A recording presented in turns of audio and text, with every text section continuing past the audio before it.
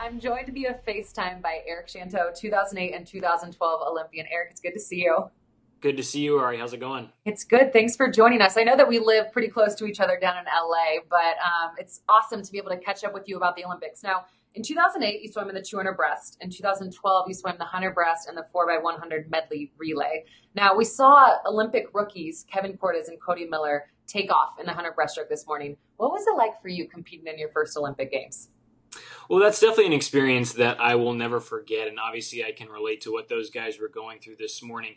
I think when you get to the Olympics, it is a unique experience because you are on the biggest stage in the world.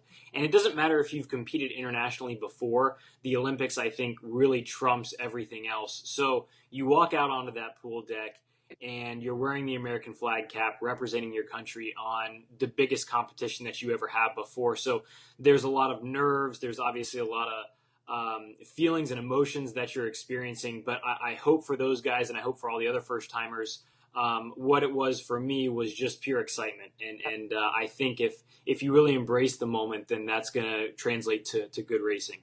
Exactly. Now, what was it like for you to be a part of a Team USA relay back in 2012?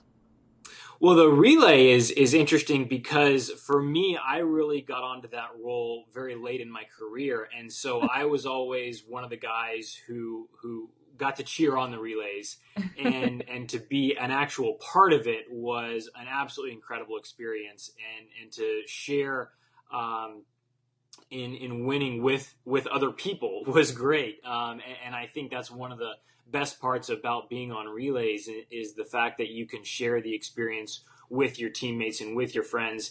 And of course, from a fan standpoint, everyone loves the relays. They're the most exciting to watch.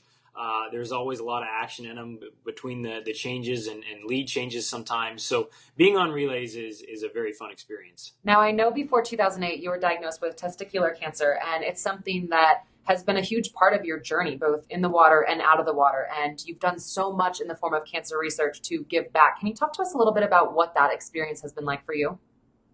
For me, when I was diagnosed with testicular cancer, I had a huge team of people come together very quickly and get in my corner to not only take care of my health, but also, keep me on the Olympic team in 2008 and help me realize my dream of competing in the Olympics. So I think it was a very easy decision for me to want to give back after, I went into remission from cancer. And so I did several things. I got involved with the Livestrong Foundation because they were so instrumental in my journey through cancer, and then also started an open water swim that ran for 5 consecutive years and did a lot of great things, I think, in the Atlanta area in terms of raising awareness for cancer and also raising some money and giving some kids some great opportunities to meet some of my fellow Olympic teammates. So the journey for me was really incredible in terms of adding to my overall swimming experience. And going through cancer was something that definitely changed my life and helped me,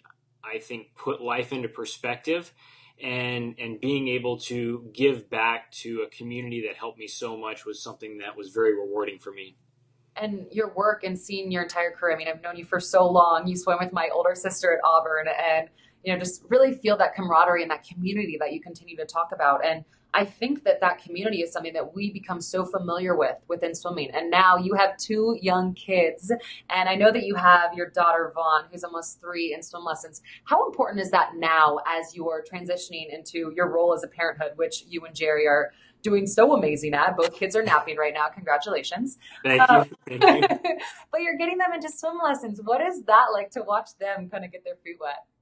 Well, Jerry and I have said from the beginning that our kids can do whatever they want to do. But obviously, we are going to expose them to swimming, and that was something that we did for Vaughn when she was 6 months old. We put her in the Mommy and Me classes and really haven't stopped since then. And so her being almost 3 now, she's pretty independent in terms of swimming. There's a pretty funny video out there on Instagram right now where she's jumping off a little cliff at a pool, and it didn't end so well, but she came up with a smile on her face. Yeah. So she's very comfortable in the water. She loves the water. And it's pretty awesome because, she was really, I think, natural for the water. That doesn't mean she's going to be a swimmer in the future, but she loves the water. And of course that makes us happy. And we actually got to go to a swim meet for our niece just the other month who is 3.5. God. And she actually did her first 25 freestyle and did it all on her own. Way. And qualified for the little summer league finals as well, which 3.5? is coming up, I think, next month. So the next generation of swimmers is definitely coming along, and it's fun to be a parent in this and watch the little kids doing this. That is so cute. I cannot believe that 3.5 years old at 25 freestyle. I can all by herself too. It's pretty impressive. That is so cool. Well, it was so good to see you and catch up with you. I'm so excited to follow you and your journey, and you and Jerry and your guys' adorable babies. But thanks for tuning in with me today. Absolutely. Thanks for the call, Ari. It was good to catch up with you. We'll see you later on the beach. If you want to get involved and find a swim team near you in what we think is the funnest sport, all you have to do is go to swimtoday.org, type in your zip code, and all of the local swim clubs will pop up. So be sure to check it out, and we'll see you at the pool.